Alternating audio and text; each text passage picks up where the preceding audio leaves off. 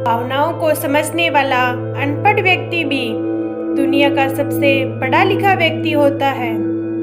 हाथ की लकीरों पर नहीं, बल्कि हाथ की लकीरें बनाने वाले पर भरोसा रखो। कभी मत भूलना कि इंसान का सबसे अच्छा दोस्त ईश्वर होता है, क्योंकि वह बहुत जल्दी मान जाता है। पुरानी बातें कभी याद नहीं करवाता है और अपने दर्द से कभी मायूस नहीं लौटाता है। अपने जुबान की ताकत अपने माता पिता को मत दिखाना, जिन्होंने आपको बोलना सिखाया है।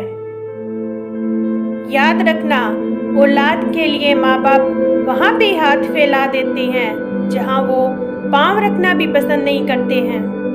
संभाल कर रखी हुई चीज़ें और गौर से सुनी हुई बातें कभी ना कभी जिंदगी में काम जरूर आती है। दुनिया को विज्ञान कितना भी विकसित और सुखद बना ले, लेकिन मानसिक शांति आज भी प्रकृति की गोद में मिलती है।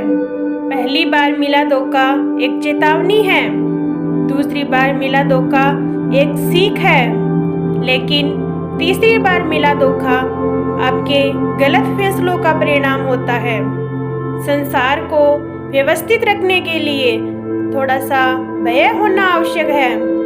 मृत्यु का भय जीवन की रक्षा करता है, गलती का भय सही राह पर रखता है, बीमारी का भय स्वच्छता की ओर ले जाता है और दुख का भय आपको सही मार्ग पर रखता है। अगर मुस्कुराहट के लिए ईश्वर का शुक्रिया नहीं किया, तो दुख के लिए ईश्वर के सामने आंखों में से आंसू आने का आपको क्यों हक है। दुनिया में दान जैसी कोई संपत्ति नहीं है, अच्छे स्वास्थ्य जैसा कोई आभूषण नहीं है और संतोष जैसा कोई सुख नहीं है। उन गलतियों की कोई माफ़ी नहीं होती जहां आप जानते हैं कि क्या सही है और क्या गलत है, लेकिन फिर भी आप गलत का चुनाव करते हो। बड़े बनकर बातों को याद रखने से क्या हासिल है, छोटे बनकर बातों को भूलना भी सीखो। अपने मन को केकई होने से बचाइए, क्योंकि मन जब केकई हो जाता है तो कोई ना कोई मंत्र कान भरने के लिए अवश्य आ ही जाता है। अपने आप को किसी के साथ का आदी मत बनाएं, वरना आपकी खुशियाँ उसकी फुर्सत और उसके मूड के महताज होकर रह जाएगी।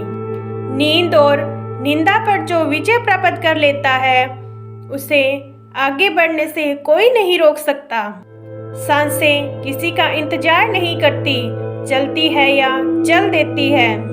इसीलिए चिंता उतनी ही कीजिए कि काम हो जाए, उतनी चिंता मत कीजिए कि तमाम हो जाए। अगर आपकी वजह से किसी की आंखों में आंसू आते हैं, तो याद रखना, ये आंसू आगे चलकर आपकी आंखों से भी आएंगे। वक्त का पासा कभी भी बदल सकता है, इसीलिए किसी पर वो ही सितम करो जो तुम खुद सहन कर सकते हो।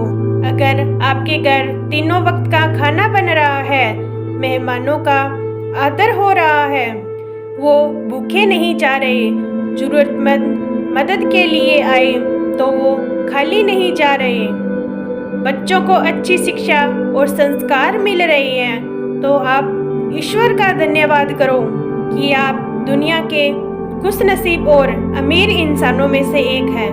प्रशंसा हृदय से, हस्तक्षेप मस्तिष्क से, प्रतिक्रिया विवेक से ही करने में समझदारी है, अन्यथा मौन ही सर्वोत्तम है। जीवन पेंटिंग की तरह है, आशा के साथ रेखाएं खींचिए, त्रुटियों को सहनशीलता से मिटाएं, बहुत ही धैर्य के साथ ब्रश को डुबोएं और अपने जीवन को प्यार से रंगें। दोस्तों, कहानी आपको कैसी लगी कमेंट में ज़रूर बताना। मिलते हैं नेक्स्ट वीडियो में, तब तक मुस्कुराते रहिए।